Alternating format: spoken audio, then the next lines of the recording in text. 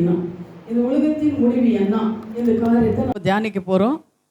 இயேசு கிட்ட சீஷர்களை கேட்குறாங்க, ஆண்டவரே இந்த உலகத்தின் முடிவு என்ன அப்படின்னு சொல்லி அவர் கேட்குறாங்க. அதனால் இந்த உலகத்தின் முடிவு என்ன அப்படின்னு சொல்லி நம்ம எல்லாருக்கும் தெரிந்து கொள்ளணும்னு ஆசை இல்லையா? இனிமேல் என்ன நடக்குது? எல்லாருக்கும் ஆசை இருக்குதா? இனிமேல் என்ன நடக்குது, நம்ம எப்படி இருக்கணும் அப்படின்னு சொல்லி உங்களுக்கு தெரிந்து கொள்ளணும்னு ஆசை இருக்குது இல்லையா? அதனால உலகத்தின் முடிவு கடைசியில் என்னென்ன காரியங்கள் நடக்க போகுது, இனிமே நம்ம எப்படி வாழ போகிறோம், இத்தனை நாளில் வாழ்ந்தது போதும், இனிமே நம்ம எப்படி வாழ போகிறோம் அப்படின்னு சொல்லி காரியங்கள் நம்ம தெரிந்து கொள்ளணும். இனிமேல் நம்ம என்ன பண்ணோம், அந்த காரியங்களெல்லாம் நம்ம என்ன பண்ணணும், தெரிந்து கொள்ளணும். அதுக்கு முன்னாடி நம்ம என்ன பண்ணலாம், ஒரு சின்ன ஜெபம் பண்ணலாம். எல்லாரும் கண்கள் மூடி நீங்கள் சொல்லுங்கள், ஆண்டவரே இந்த வார்த்தைகள் சுவாமி ஒரு சீஷர்களோட நீங்கள் நடந்து செல்லும்போது ஆண்டவரே அங்கே அந்த வார்த்தைகள் சுவாமி அவங்க ஹிருதயத்தில் கர்த்தாவே கொழுந்து விட்டு இருந்தது போல் இப்பொழுது கர்த்தாவே இந்த வார்த்தைகள் அங்கே கேட்கும்போது எங்கள் ஹிருதயங்களை கொழுந்து விட்டு எரினு கர்த்தாவே, இது நாங்கள் சாட்சியாக நாங்கள் வாழணும்ப்பா. ஆண்டவரே இந்த வார்த்தைகள் சுவாமி எங்கள் ஹிருதயத்தில் சுவாமி எங்கள் சிந்தனைகளில் கர்த்தாவே ஆழமாக இருக்கணும் சுவாமி. அடுத்த ஜனங்களுக்கு நாங்கள் ஆசீர்வாதமாக நாங்கள் இருக்கணும். இது புரிந்து கொள்ள எங்களுக்கு நீர் உதவி செய்யுங்கப்பா. நீர் பேசுங்க, நாங்கள் கேட்குறோம். ஆண்டவரே இந்த தூக்கத்தினாவி பலவீனத்தினாவி சோர்வு நாவிகளும் இதெல்லாம் இயேசுவின் நாமத்தினாலே எங்களை விட்டு விழுகட்டும் ஆண்டவரேன்னு சொல்லி நீங்கள் ஜெபிங்க. ஸ்தோத்திரம் ஆண்டவரே. எங்களை அதிகமாக நேசிக்கிற பரலோக பிதாவே, சர்வ வல்லமுள்ள தேவாதி தேவனே, ஆண்டவரே ஸ்தோத்திரம் கர்த்தாவே. இப்பொழுது உங்கள் பாதத்தில் உங்கள் சமூகத்தில் உங்கள் சிங்காசனத்து முன்னாடி நாங்கள் வந்து நிற்கிறோம். நீங்கள் சொன்னீங்க, நீ போய் நில்லு, நான் உனக்கு போதிப்பேன்னு சொன்னீர் கர்த்தாவே. ஆண்டவரே நீர் கர்த்தாவே வாங்க சுவாமி, நீங்கள் பேசுங்கப்பா, நாங்கள் கேட்குறோம் கர்த்தாவே. தொடக்க முதல் முடிவர நீர் கர்த்தாவே எங்களோடு இருந்து நடத்துங்க. இயேசுவின் நாமத்தில் ஜெபிக்கிறோம் என் ஜீவனுள்ள பிதாவே, ஆமேன். ஹல்லேலூயா. மகிமையின் மேகமாக இறங்கி வந்துரு. அந்த பாடல் போடப்பா தம்பி. மகிமையின் மேகமாக அதை எடுத்து கொடுங்க.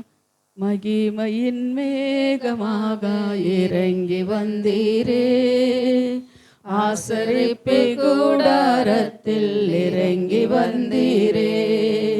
மகிமையின் மேகமாக இறங்கி வந்தீரே, ஆசரிப்பு கூடாரத்தில் இறங்கி வந்தீரே.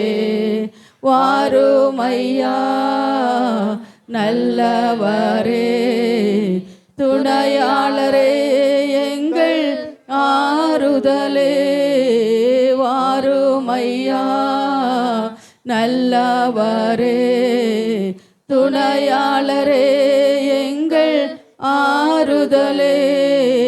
மகிமையின் மேகமாக இறங்கி வந்தீரே, ஆசரிப்பு கூடாரத்தில் இறங்கி வந்தீரே. பரிசுத்த ஸ்தலத்திலே கேருபீன்கள் மத்தியிலே கிருபாசன மத்தியிலே இறங்கி வந்தீரே. பரிசுத்த ஸ்தலத்திலே கேருபீன்கள் மத்தியில் கிருபாசன மீதியில் இறங்கி வந்தீரே. வாருமையா நல்லவரே, துணையாளரே, எங்கள் ஆறுதலே. வாருமையா நல்லவரே, என் துணையாளரே, எங்கள் ஆறுதலே.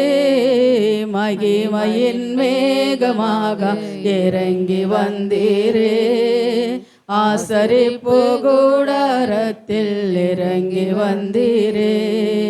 முட்செடியின் மத்தியிலே சீனாய் மலை உச்சியிலே, முட்செடியின் மத்தியிலே சீனாய் மலை உச்சியிலே கண்மையின் வெடிப்பிலே இறங்கி வந்தீரே.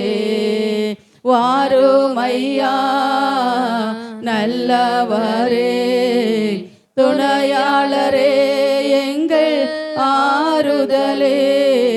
வாருமையா நல்லவரே, துணையாளரே, எங்கள் ஆறுதலே. மகிமையின் மேகமாக இறங்கி வந்தீரே, ஆசரிப்பு கூடாரத்தில் இறங்கி வந்தீரே. மகிமையின் மேகமாக இறங்கி வந்தீரே. ஆசரிப்பு கூடாரத்தில் இறங்கி வந்தீரே. சீடர்கள் மத்தியிலே மேல் வீட்டறையிலே, சீடர்களின் மத்தியிலே மேல் வீட்டு அறையிலே, பெந்தெகோஸ்து நாளிலே இறங்கி வந்தீரே. பெந்தெகோஸ்து நாளிலே இறங்கி வந்தீரே. வாரும் ஐயா நல்லவரே, துணையாளரே எங்கள் ஆறுதலே. வாரும் ஐயா நல்லவரே, துணையாளரே எங்கள் ஆறுதலே. மகிமையின் மேகமாக இறங்கி வந்தீரே. ஆசரிப்பு கூடாரத்தில் இறங்கி வந்தீரே. மகிமையின் மேகமாக இறங்கி வந்தீரே. ஆசரிப்பு கூடாரத்தில் இறங்கி வந்தீரே. வாரும் ஐயா நல்லவரே, துணையாளரே எங்கள் ஆறுதலே. வாரும் ஐயா நல்லவரே, துணையாளரே எங்கள் ஆறுதலே. மகிமையின் மேகமாக இறங்கி வந்தீரே. ஆசரிப்பு கூடாரத்தில் இறங்கி வந்தீரே. அப்படியே கண்கள் மூடி மகிமையின் மேகமாக கர்த்தாவே நீர் இறங்கி வந்தது போல ஜீவனுள்ள தேவனே எங்கள் மத்தியத்தில் நீர் இறங்கி வாங்க கர்த்தாவே. அப்பா கர்த்தாவே ஸ்தோத்திரம். சேராபின்களை மத்தியத்தில் நீர் இறங்கி வந்தது போல, சீனாய் மலையில் நீர் கர்த்தாவே இறங்கி வந்தது போல எங்கள் மத்தியத்தில் கர்த்தாவே நீர் இறங்கி வாங்க கர்த்தாவே. அப்பா நீர் பேசுங்க ஐயா, நாங்கள் கேட்குறோம் ஆண்டவரே. மாம்சத்தில் நாங்கள் பேசாதபடி ஆவியானவர் நீர் கர்த்தாவே எங்கள் வாய்களில் வார்த்தைகள் இரு போடுங்கப்பா. கேட்குற ஒவ்வொரு ஜனங்களை மேலே பரிசுத்த ஆவியானவர் நீர் இறங்க ஆண்டவரே. ஏசையா ஸ்தோத்திரம். இயேசுவின் நாமத்தினால பிதாவே ஆமேன். அதே போல் அப்படியே கண்கள் மூடி நம்ம தேசத்துக்காக ஒரு 2 நிமிஷம் அப்படியே கரங்களை மேலே எடுத்து, நம்ம தேசத்தில் இப்போ எலெக்ஷன் நடக்க போகுது. அந்த எலெக்ஷனில் தேவன் தெரிந்து கொண்டா ஜனங்களை தேவன் தெரிந்து கொண்ட ஜனங்கள் வரணும். அதற்காக நம்ம ஜெபிக்கலாம்.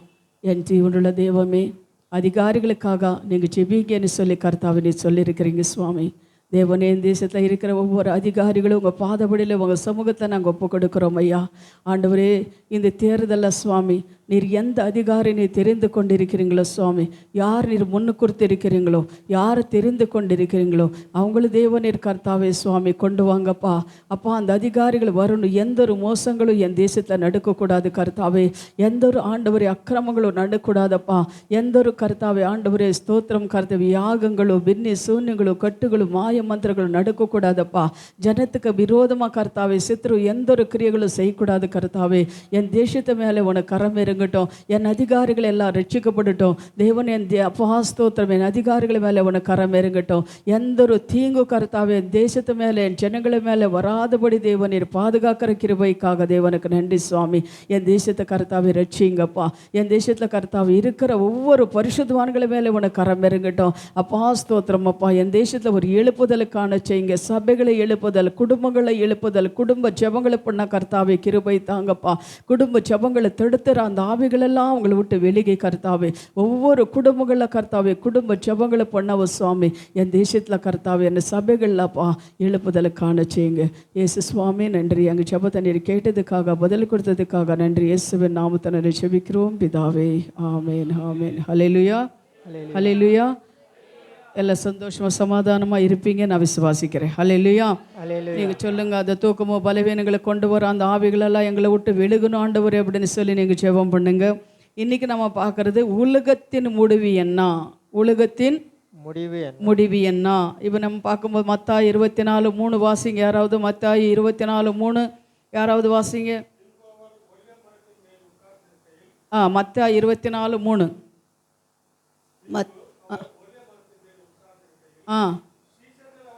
சீஷர்கள் அவரிடத்திலே தனித்திருந்து வந்து இவைகள் எப்பொழுது சம்பவிக்கும்? உம்முடைய வருகைக்கும் உலகத்தின் முடிவுக்கும் அடியாளம் என்ன? எங்களுக்கு சொல்ல வேண்டும் என்றார்கள். ஹல்லேலூயா.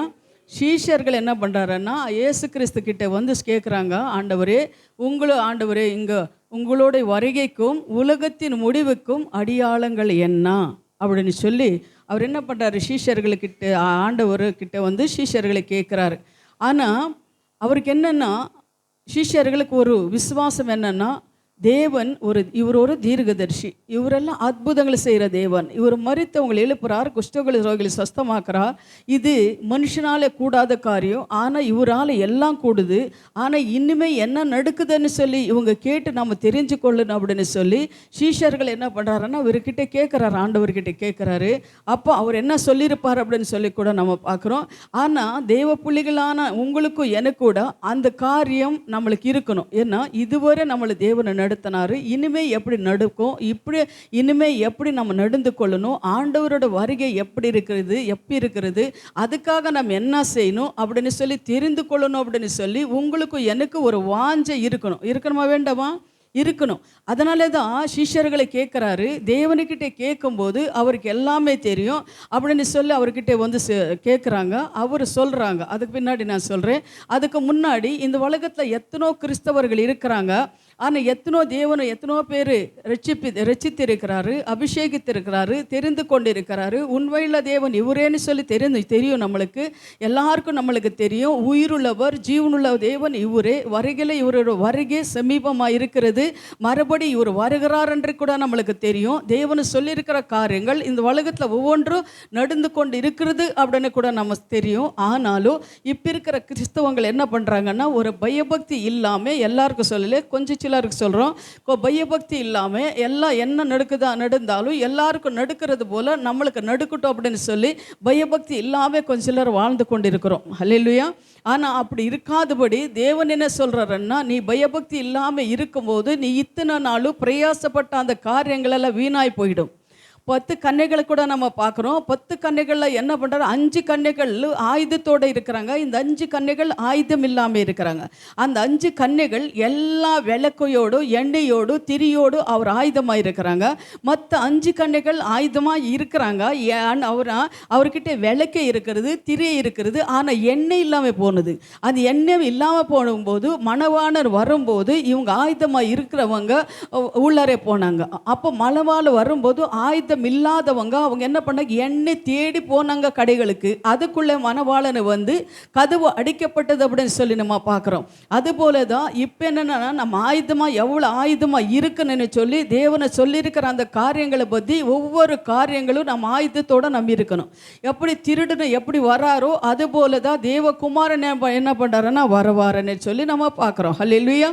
அதுபோல் நம்ம என்ன பண்ணணும், ஆயுதத்தோடு நம்ம இருக்கணும். அதுக்காக தான் இயேசு கிறிஸ்து கிட்டே சீஷர்களை கேட்குறாங்க, ஆண்டவரே இந்த முடிவுக்கு அடியாளங்கள் என்ன அப்படின்னு சொல்லி அவர் என்ன பண்ணுறாரு கேட்குறாரு.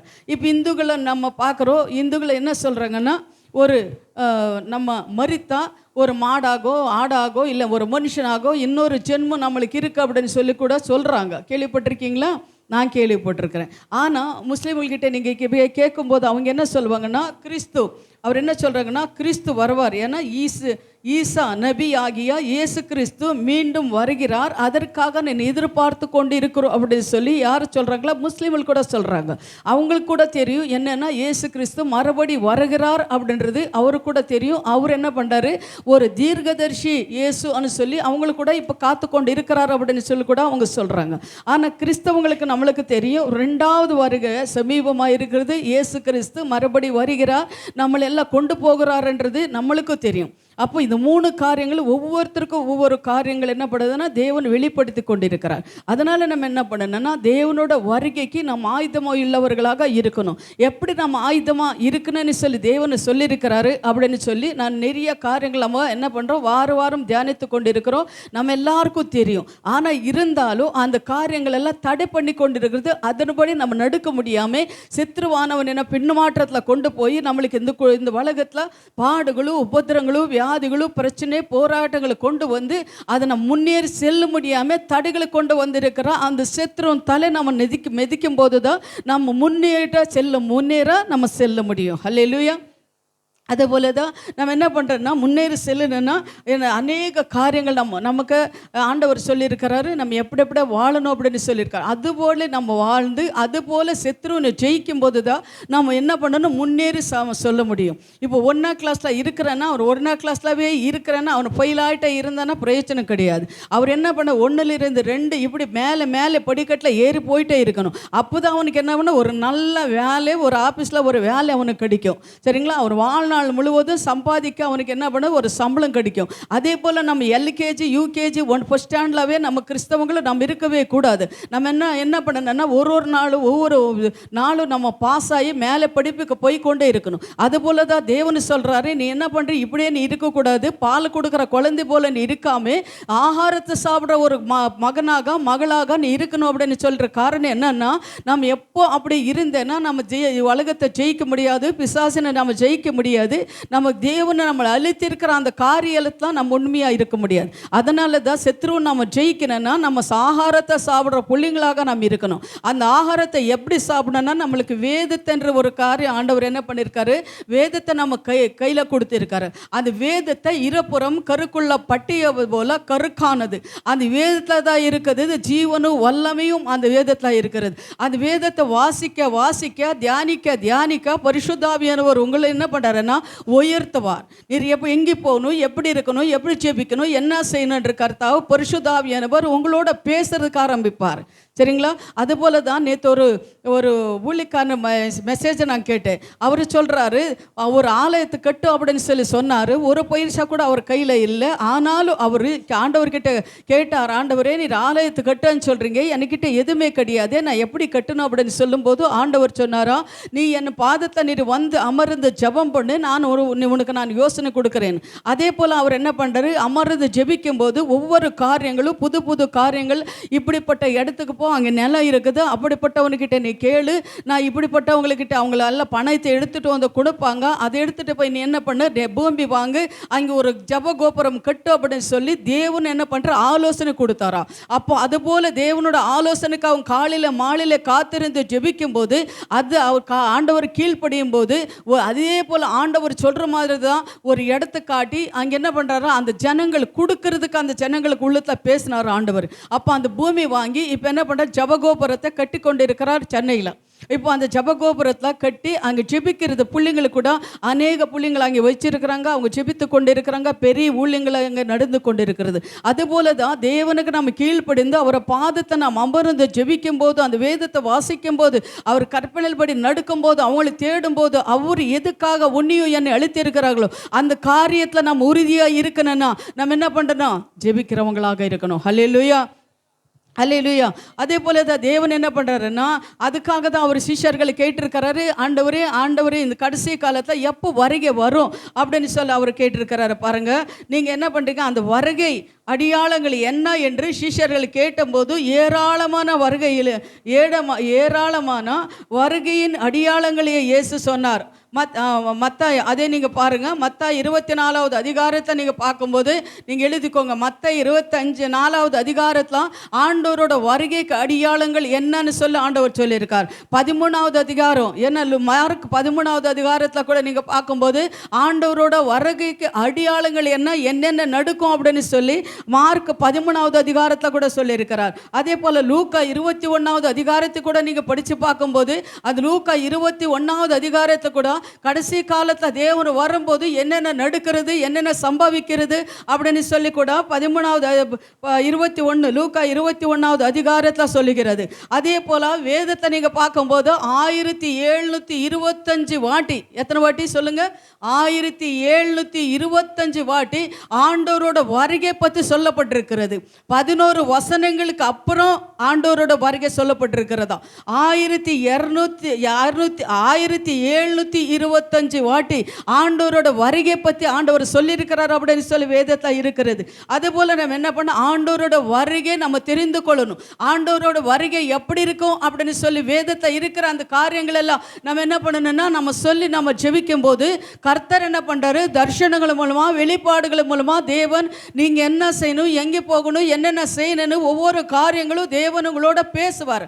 அவர் பேசுகிற தேவன், அவர் கல்லோ மண்ணோ மரமோ கிடையாது. அவர் பேசுகிற தேவன். அவர் சொல்கிறாரு, என்னை தேடவருக்கு என்னை நோக்கி கூப்பிடு, உனக்கு அறியாதது எட்டாததுமான பெரிய காரியங்களை நான் செய்வேன்னு சொல்ல தேவன் அவர் என்ன பண்ணுற, அவர் நோக்கி நம்ம கூப்பிடுறவங்களாக இருக்கணும். ஹல்லேலூயா, ஹல்லேலூயா. அதே போல் நீங்கள் பார்க்கும்போது இன்னொன்று எப்படின்னா, ஒன்றாவது பாருங்கள், 11 காரியங்கள் ஆண்டவர் நம்மளுக்கு சொல்லியிருக்கிறாரு. அது 11 காண்டிகளில் ஒன்று நான் சொல்கிறேன், அதை நீங்கள் பாருங்கள். அது ஆதியாகம் 121வது அதிகாரம், ஆதியாகம் 1வது அதிகாரம் 28வது வசனம் நீங்கள் வாசிங்க. அதே போல் ஆதியாகம் 9:1 இது ரெண்டும் நீங்கள் வாசித்து பாருங்கள். ஆதியாகம் 1வது அதிகாரம் 28 வாசிங்க.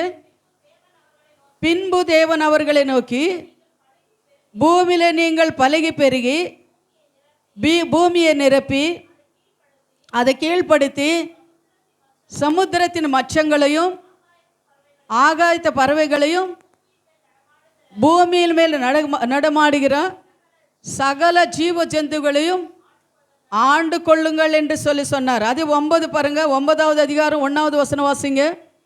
9:1. பின்பு தேவன் நோவாவையும் அவன் குமாரரையும் ஆசீர்வதித்து நீங்கள் பலுகி பெருகி பூமியை நிரப்புங்கள் என்று சொன்னார். ஹல்லேலூயா. பாருங்க, தேவன் என்ன பண்றாருன்னா மனுஷனுக்கு சொல்றாரு, கர்த்தர் ஆதாமுக்கு சொன்னது என்னன்னா, ஏன்னா பெருகி பூமியை நெருப்புங்கள் அப்படின்னு சொல்லி ஆண்டவர் சொன்னார்.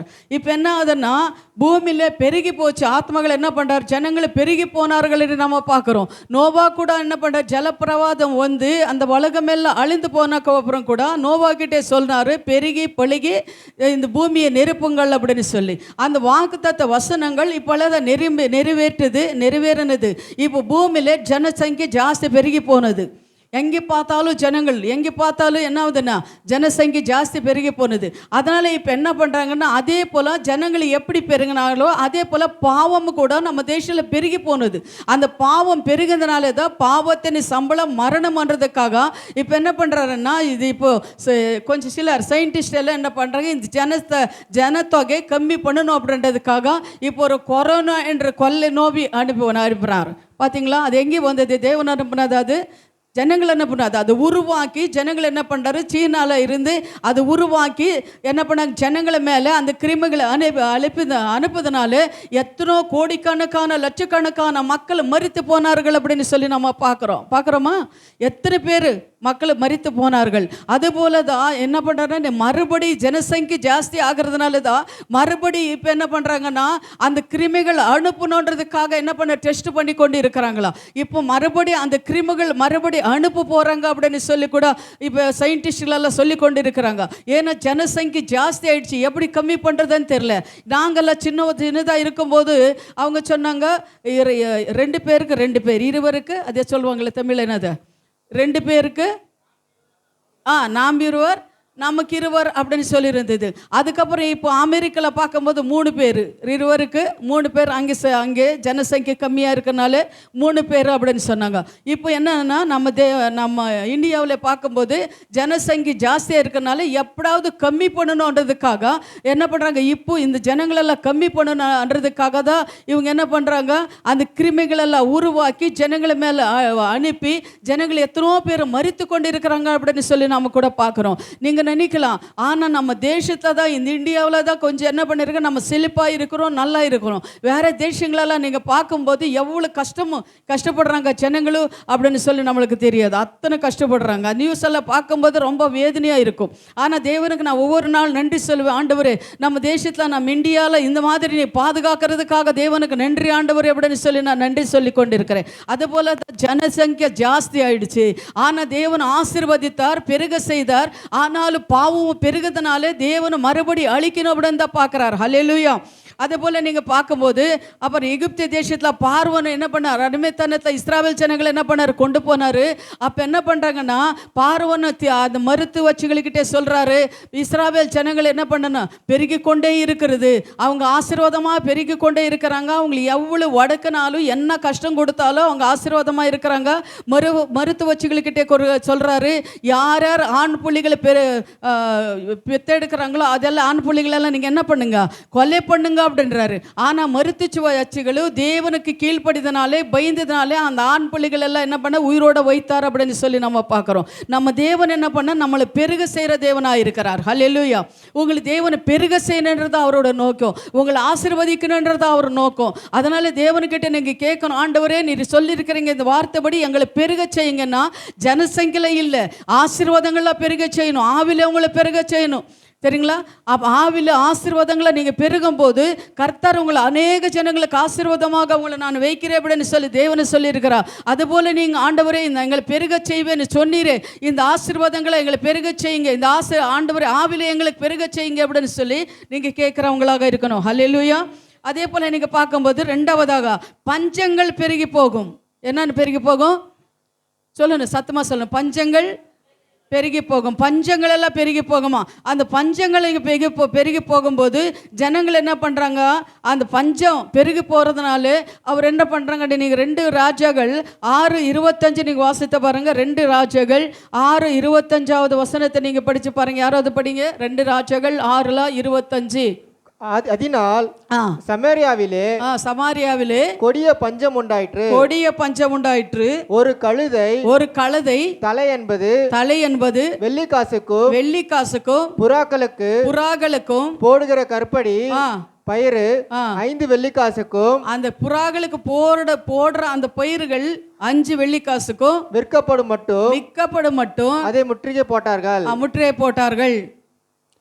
முற்றுகை போட்ட அப்படியே போடப்பா. இஸ்ரவேல் ராஜா அலங்கத்தின் மேல் நடந்து போகையில் ஒரு ஸ்திரீ அவனை பார்த்து கூப்பிட்டு ராஜாவாகிய ஆண்டவனே ரட்சியும் என்றான். சொல்லு. அதற்கு அவன் கர்த்தர் உன்னை ரட்சிக்காதிருந்ததினால் நான் இதிலிருந்து எடுத்து உன்னை ரட்சிக்கலாம், களஞ்சியத்தில் இருந்தா ஆலயத்தில் இருந்தா என்று சொல்லி ராஜா பின்னணையும் அவளை பார்த்து உனக்கு என்ன வேண்டும் என்று கேட்டான். அதற்கு அவள், இந்த ஸ்திரீ எதுக்காக இது படிக்க சொல்றேன்னா நீங்க புரிஞ்சுக்கணும், உங்களுக்கு இந்த மாதிரி ஒரு வார்த்தை இருக்குன்னு சொல்லி உங்களுக்கு தெரியணும், அதுக்காக தான் இது ஃபுல்லா படிக்க சொல்றேன். அதற்கு அவள், இந்த ஸ்திரீ என்னை நோக்கி உன் மகனை தா அவனை இன்று திம்போம் நாளை என் மகனை. ஒரு நிமிஷம். அவர் பஞ்சகாலம் வந்துடுச்சு, கழுதை தலை கூட என்ன பண்றாரு, வாங்கி சாப்பிட்றாங்க. ஆனா பஞ்சகாலம் வரும்போது பசி இருக்க முடியல, எதுவுமே கிடையாது. ஆனா அந்த 2 ஸ்திரீகள் பேசுறாங்க. என்ன பேசுறாங்க தெரியுமா? இவனு மகன் என்ன பண்ணு, இன்னைக்கு என்ன கொடு, இன்னைக்கு என்ன பண்ணலாம், அந்த மகனை வெட்டி இன்னைக்கு நம்ம சாப்பிடலாம் சமைச்சு, நாளைக்கு என்ன மகனை கொடுத்து வெட்டி சாப்பிடலாம் சமைச்சு அப்படின்னு சொல்லி இவங்க 2 பேசுகிறாங்க. அப்போ என்ன பண்ணுறாங்க, ஒருத்தி சரி இன்னைக்கு என் மகனை வெட்டி சாப்பிடலாம் அப்படின்னு சொல்லி சமைச்சு சாப்பிட்றாங்க. செகண்ட் நாள் இன்னொருத்தி அவன் மகனை ஒழிச்சு வச்சிடுறான், என் மகனை நான் கொடுக்க மாட்டேன் அப்படின்னு சொல்லி. அப்போ என்ன பண்ணுறா, இவ ராஜா கிட்டே போகிறான். ராஜா மேலே நிற்கிறாரு, வளாந்து இருக்கிறாரு, சுற்றிட்டு இருக்கிறாரு. ஐயோ இந்த பஞ்சகாலம் வந்துச்சு, ஜனங்கள்லாம் இப்படி கஷ்டப்படுறாங்களே, நான் என்ன செய்து அப்படின்னு சொல்லி என்ன பண்ணுறாங்கன்னா ராஜா மாடி மேலே வளாவு கொண்டு இருக்கிறாரு. அந்த ஸ்திரீ கேட்குது, ஆண்டவரே ஒரு ஸ்திரீ என்ன பண்ணா, நேற்று அந்த புள்ளைய வெட்டி சாப்பிட்டுட்டோம், இன்னைக்கு அந்த அவளை புள்ளைய கொடுக்குறேன்னு சொன்னா, இன்னைக்கு அவளை புள்ளைய ஒழிச்சு வச்சுட்டான், நாங்கள் பசியோடு இருக்கிறோம், இதுக்காக என்ன பண்ணுறது ஆண்டவரே அப்படின்னு சொல்லி கேட்குது. இது கதை கிடையாதமா, இது நடந்தது, மறுபடி இது மாதிரி நடக்க போகுது அப்படின்னு சொல்லி கூட நம்ம என்ன பண்ணுறோம், வேதத்தில் வாசிக்கிறோம். அதனால நம்ம பயப்பட தேவை கிடையாது. தேவ பிள்ளைங்களா, ஐயோ இதெல்லாம் நடக்குதா, நம்ம எப்படி இருக்கிறது அப்படின்னு சொல்லி பயப்பட வேண்டாம். எதுக்கு நான் சொல்கிறேன்னா, இந்த மாதிரி காலங்கள் வருது அப்படின்னு சொல்லி தேவனை சொல்கிறார். இந்த மாதிரி பஞ்சங்கள் இப்போ சரி, நம்ம தேசத்தில் இப்போ பஞ்சம் இல்லை, தேவன் என்ன பண்ணுறாரு, நம்மளை ஆசீர்வதித்து கொண்டு இருக்கிறார். ஆனால் ஆப்பிரிக்கா காண்டத்தில் நீங்கள் பார்க்கும்போது அப்போ இங்கே பஞ்சமா, அங்கே ஆப்பிரிக்காவில் பார்க்கும்போது இப்போ எப்படியோ தெரியாது, கொஞ்ச நாளுக்கு முன்னாடி அங்கே பஞ்சம் வந்து அவங்க என்ன பண்ணுவாங்களன்னா, அந்த பஞ்சத்தில் எத்தனோ ஜனங்களை மரித்து போனார்களாம், ஆடு மாடுகளெல்லாம் மரித்து போனதான். சரிங்களா? ஏன்னா பஞ்சம் வரும்போது சாப்பாடு இல்லாமல் எத்தனை நாள் நீங்கள் இருப்பீங்க? தண்ணி இல்லாமல் எத்தனை நாள் நீங்கள் இருப்பீங்க? என்ன சாப்பிட்டாலும் உங்களுக்கு இது சாப்பாடு சாப்பிட்ற மாதிரி ஒரு பலன் வருமா? வராது இல்லையா? அதனால சாப்பாடு இல்லாமல் அங்கே என்ன பண்ண, ஆப்பிரிக்காவில் நிறைய ஜனங்களை மரித்து போனார்கள் அப்படின்னு சொல்லி நம்ம பார்க்குறோம். சரிங்களா? அதே போல் அந்த பஞ்ச காலம் வரும்போது என்ன பண்ணணும், நம்ம பயப்படைய தேவை கிடையாது. தேவன் சொல்கிறாரு, இந்த உபத்திர காலங்களாக பஞ்ச காலத்தில் இந்த கொள்ளை நோய்கள் வரும்போது உங்களை நான் என்ன பண்ணுறேன், ஆசீர்வதிக்கிறேன்றார். அந்த ஆசீர்வாதமான அந்த வார்த்தை நம்ம பெற்றுக்கொண்டு எதுக்கும் நம்ம கவலைப்படாதபடி தேவன பாதத்தில் நம்ம ஜெபிக்கிறவங்களாக நம்ம இருக்கணும். தேவனை பார்த்தீங்களா, அந்த 2 ஸ்திரீகள் அந்த பஞ்சகாலம் வரும்போது, பஞ்சகாலம் பழைய ஏற்பாட்டு காலத்தில் நிறைய இடத்துல வந்திருக்கிறது. ஆனால் ஒரே ஒரு காரியம் தான் நான் காட்டுறேன். பழைய ஏற்பாட்டு காலத்தில் பஞ்சகாலம் ஆபிரகாம் காலத்தில் வந்தது, ஈசாக்கின் காலத்தில் கூட பஞ்சகாலம் வந்தது, உபத்திர காலங்கள் வந்தது, கொள்ளை நோய்கள் எல்லாம் வந்தது. ஆனாலும் தேவ புலிகளான ஆபிரகாம், ஈசாக், யாக்கோபு அவங்களை தேவனே பாதுகாத்தார், பராமரித்தார். அவர் தேவைகளெல்லாம் தேவன் சந்தித்தார். அதுபோல தான் உங்களையும் தேவன் என்ன பண்ணுறாரு, உங்களையும் என்னையும் இந்த மாதிரி பஞ்சகாலங்கள் உபத்திர காலங்களை வரும்போது பாதுகாத்து பராமரிக்கிற தேவனாக இருக்கிறார். எதுக்கும் நம்ம கவலைப்பட, வேதனைப்பட, பயப்பட தேவை கிடையாது. அல்லேலூயா. நம்ம எதுக்கும் நம்ம என்ன பண்ணக்கூடாது, ஐயோ பஞ்சகாலம் வருது, உபத்திர காலம் வருது, இப்படியெல்லாம் இருக்கிறதுன்னு சொல்லி நம்ம என்ன பண்ணக்கூடாது, பயப்படக்கூடாது. ஹல்லேலூயா. அதுபோல் அந்த பஞ்சகாலம் வந்தது. 2வதாக 3வதாக நாங்கள் பார்க்குறோம், பாவம் பெருகி போகும். பாவம் என்ன பண்ணும், நீங்கள் சொல்லணும், பாவம் என்ன பண்ணும், பெருகி போகும். எங்கே பாவம் பெருகி போகும், எங்கே பாவம் பெருகும், தேசத்தில், நம்ம தேசத்தில் பாவம் பெருகி போகும். அப்போ எப்படி பெருகும் பாவம் அப்படின்னு சொல்லி மத்தாய் 24:37 வாசிங்க. மத்தேயு 24:37 பாருங்க. மத்தேயு 24:37. நோவாவின் காலத்தில் எப்படி நடந்ததோ அப்படியே மனுஷகுமாரன் வரும் காலத்துல நடக்கும். ஹல்லேலூயா. நோவாவின் காலத்துல எப்படி நடந்ததோ அது போலதான் மனுஷகுமாரன் வரும் காலத்துல நடக்கும்.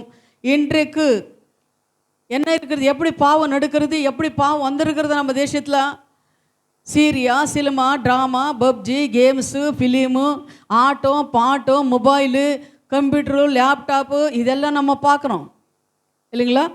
பார்க்கும்போது அந்த டிவியில், அந்த சீரியலில், அந்த சினிமாவில் ஒரு காரியங்களெல்லாம் நம்ம இச்சிக்கிறோம். அது அவனை படத்துக்காக நடிக்கிறான். ஆனால் அது உண்மைன்னு சொல்லி நம்ம இச்சித்து இந்த பாவங்களெல்லாம் நம்ம தேசத்தில் பெருகி போனது. அதனால் இந்த பாவங்களெல்லாம் பெருகி போகும்போது அந்த ஜனங்களை குடி, போதைகள், போதைப் பொருள் இதெல்லாம் உபயோகப்படுத்தும் போது அவனுக்கு என்ன செய்கிறோம் அப்படின்னு சொல்லி அந்த குடிக்காரனுக்கு தெரியாது. அந்த போதைப் பொருள், பான் பறக்கு, பீடி, சிகரெட்டு இதெல்லாம் தேவ பிள்ளைங்களை செய்தது ரொம்ப தப்பும். சரிங்களா? அது என்னென்னா ஒரு போதைப் பொருள். அதுக்கு நீ அடிமையாக இருக்கிறன்னா பிசாசு உன் ஆட்டு படிக்குதுன்னு தான் அர்த்தம். அதிலிருந்து நீ விடுவித்து வரணும். இல்லைன்னா ஐயோதான் உனக்கு, யாரானாலும் சரி. அதுக்கு என்னென்னா ஐயோதான். அது விடுவிக்க அதில் அடிமைத்தனத்தை நீ இருக்கிறேன். அதை விடுவிக்கணும் அப்படின்னு சொன்னால் தேவனை பாதத்தை நீ ஒப்பு கொடுத்து ஜெபம் பண்ணி அது விட்டுடணும். அது சரி இல்லைன்னா அந்த நீ போதைப்பொருள் நீ போதைப்பொருள் அதில் இருக்கும்போது நீ என்ன செய்கிற, என்ன பேசுகிறேன்னு உனக்கே தெரியாது. சரிங்களா? இந்த மாதிரி காரியங்களெல்லாம் கொண்டு வந்து பிசாசு என்ன பண்ணுதுன்னா ஆபாச படங்கள் அப்படின்னு சொன்னால் அது உங்களுக்கு சொன்னால் கொஞ்சம் சிலருக்கு புரியும், கொஞ்சம் சிலருக்கு புரியாது. சரிங்களா? அந்த மாதிரி படங்கள் எல்லாம் கொண்டு வந்து, அந்த மாதிரி சீரியல் சினிமாக்கள் எல்லாம் கொண்டு வந்து அநேக வாலிப புள்ளிகள் என்ன பண்ண குறி வைத்து பார்த்து கொண்டு இருக்கிறது. அது யாருனாவது என்ன வாலிப புள்ளிங்களை தான் குறி வைத்து இருக்கிறது. ஏன்னா அவங்களுக்கு தான் இச்சைகளை கொண்டு வந்து கீழே தள்ளுற நோக்கம் அதுதான் அவனோட நோக்கம். ஏன்னா இவன் பரலோகத்துக்கு வரக்கூடாது, இவன் என்ன பண்ணணும், இவன் நரக்கத்துக்கு வரணுன்றதுக்காக தான் வாலிபர் புள்ளிங்களுக்கு என்ன பண்ணுது, இந்த மாதிரி கிரியைகள் எல்லாம் செய்து கொண்டு இருக்கிறது. லோத்து காலத்தில் நீங்கள் பார்க்கும்போது பாவம் பெருகும் போது சாதோம கோமேர பட்டணத்தை தேவன் அழித்தார். வானத்திலிருந்து என்ன பண்ணாரு, நெருப்பு அக்கினி வந்தது. சரிங்களா? அக்கினி வந்து அது என்ன பண்ணுச்சுன்னா அந்த ஜனங்களெல்லாம் அழித்து போட்டது. அதுபோல தான் கந்தகமும் நெருப்பும் இறங்கி வந்து அந்த சாதோம் கோமேர பட்டத்தை அழித்தது போல தேவகுமாரன் வர்ற அந்த காலத்தில் கூட என்ன பண்ணுது, வானத்தில் இருந்து என்ன பண்ண அக்கினி புறப்பட்டு வந்து புது வானம் புது பூமி என்ன சிருஷ்டிக்கப்படும் அப்படின்னு சொல்லி தேவ வசனம் சொல்லுகிறது. அல்லேலூயா. அதுபோல தான் பாவம் பெருகி போனது. நோவா காலத்தை நீங்கள் பார்க்கும்போது கூட பாவம் பெருகி போனது. நோவா 120 வருஷம் அவர் பிரசங்கம் பண்ணினார், ஜனங்கள் மனம் திரும்புங்க, தேவனோட ராஜ்யம் சமீபமாக இருக்கிறது நீ சொல்லும்போது கூட, அவர் கப்பல் கட்டும்போது கூட எல்லா பாத ஜனங்கள் மனக்கண்கள் கட்டி வைத்திருந்தார். பிசாசு கட்டி வைத்து யாரும் மனம் திரும்பல, ஆனால் உலகம் எல்லாம் அழிஞ்சு போகணுது. அதுபோல் இந்த நோவா காலத்தில் எப்படி நடந்ததோ அதே போல் தேவகுமாரன் யாரு? தேவகுமாரன் யாரு? இயேசு கிறிஸ்து வரும்போது கூட இப்படியெல்லாம் நடக்கிறது அப்படின்னு சொல்லி நம்ம வேதத்தில் வாசிக்கிறோம். ஹல்லேலூயா, ஹல்லேலூயா. அதனால் நம்ம என்ன பண்ணணும்னா கேர்ஃபுல்லாக நம்ம இருக்கிறவங்களாக இருக்கணும், தேவனை தேடுறவங்களாக இருக்கணும், அவருக்காக நம்ம வாழ்கிறவங்களாக இருக்கணும், அவர் தேடுறவங்களாக இருக்கணும். அவர் சமூகத்தில் நம்ம என்ன பண்ண இருபுறம் கருக்குள்ள பட்டயத்தை கருக்காக நம்ம ஆக்கிறவங்களாக நம்ம இருக்கணும். தேவன் சொல்லியிருக்கிற வார்த்தைகள் கீழ்ப்படிந்து நடக்கிறவங்களாக நம்ம இருக்கணும். பேரு கிறிஸ்தவங்களாக நம்ம இருக்கக்கூடாது. ஏதோ வாரத்துக்கு ஒரு நாள், மாதத்துக்கு ஒரு நாள், கிறிஸ்மஸ்க்கு ஒரு நாள், ஈஸ்டருக்கு ஒரு நாள், நியூ இயருக்கு வரதுனால வந்து ஜெபிக்கிறவங்களாக நம்ம இருக்கக்கூடாது. ஹல்லேலூயா. அதுபோல் நம்ம என்ன பண்ணணும், அப்படி இருக்கிறவங்களாக நம்ம இருக்கணும். ஸ்தோத்திரம், ஹல்லேலூயா. 4வதாக நாங்கள் பார்க்குறோம், அறிவு பெருகி போகும். அறிவு என்ன பண்ணுமா? பெருகி போகும். இப்போ என்னென்ன பார்த்தோமா, இப்போ நீங்கள் பார்க்கும்போது ஜனங்கள் பெருகுவார்கள், 2வதாக பஞ்சங்கள் பெருகு போகும், 3வதாக பாவம் பெருகு போகும், 4வதாக அறிவு பெருகி போகும். ஹல்லேலூயா. நீங்கள் தானியேல் 12:4 படிங்க. தானியேல் 12:4 நீங்கள் படிங்க. அறிவு பெருகி போகும். தானியேல் 12:4 நீங்கள் படிங்க. தானியேலாகிய நீயோவென்றால் முடிவு காலம் மட்டும் இந்த வார்த்தைகளை புதை பொருளாக வைத்து இந்த புஸ்தகத்தில் முத்திரை போடு. அப்பொழுது அநேகர் இங்கும் அங்கும் ஓடி ஆராய்வார்கள். ஹல்லேலூயா. பெருகி போகும் என்றார். ஆமென். ஹல்லேலூயா. பார்த்தீங்கன்னா அநேகர் என்ன பண்ணுறாங்கன்னா அங்கே இங்கே ஓடி ஆராய்வார்கள். இது புதை பொருள் நீ என்ன பண்ணுற, முத்திரை போடு வெய்ய அப்படின்னு சொல்லி தானியேல் ஆண்டவர் சொன்னார். அதே போல தான் இப்போ என்ன ஆகுதுன்னா அறிவு பெருகி போனது ஜனங்களுக்கு. உலகத்தில் நீங்கள் பார்க்கும்போது எத்தனோ ஆயிரக்கணக்கான செய்கிற வேலைகளை ஒரு ரோபோட்டு செய்யுது. ஆயிரக்கணக்கான செய்கிற வேலை ஒரு ரோபோட்டு செய்யுது. அந்த ரோபோட்டு செய்யும்போது அப்போ அந்த ஜனங்கள் என்ன பண்ணுவாங்க, மிச்ச ஜனங்களுக்கெல்லாம் வேலை இருக்காது. ஹல்லேலூயா. அதே போல் நீங்கள் பார்க்கும்போது ஏதோ விஷகுண்டா, அந்த குண்டு என்னமோ விஷகுண்டு என்ன சொல்லி என்ன கண்டுபிடிச்சிருக்கிறாங்களாம். அந்த குண்டு போட்டாங்கன்னா எத்தனோ ஆயிரக்கணக்கான ஜனங்கள் அந்த சுவாசம், அந்த காற்றுல அந்த சுவாசம் வந்தால் மரித்து போவார்களாம். அந்த மாதிரி என்ன பண்ண ஜனங்களுக்கு அறிவே பெருகி இந்த மாதிரி காரியங்களெல்லாம் தேவன் என்ன பண்ண, இந்த மாதிரி காரியங்களெல்லாம் ஜனங்கள் செய்து கொண்டிருக்கிறாங்க.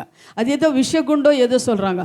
அந்த குண்டு போட்டாங்கன்னா எத்தனோ ஜனங்கள் என்ன பண்ணுறாங்க, கீழே போட்டால் அந்த சுவாசம் வரும்போது காற்றுலாம் அந்த சுவாசம் வந்தாலே எத்தனோ பேர் மரித்து போகிறாங்களோ. அந்த மாதிரி காரியங்களெல்லாம் என்ன பண்ண மனுஷன் கண்டுபிடிச்சிருக்கிறானா. அதை நினச்சி பாருங்க. அப்போது மனுஷனை தேவனை உருவாக்குனாரு. அந்த மனுஷனுக்கு எவ்வளோ ஒரு அறிவு பெருகி இருக்கிறது பாருங்க. இப்போ பார்த்தீங்கன்னா நிறைய காரியங்களை மனுஷன் மூலமாக தேவன் எவ்வளோ லேப்டாப்பு இதெல்லாம் கண்டுபிடிச்சது அதில் மனுஷன் தான் கண்டுபிடிச்சாரு.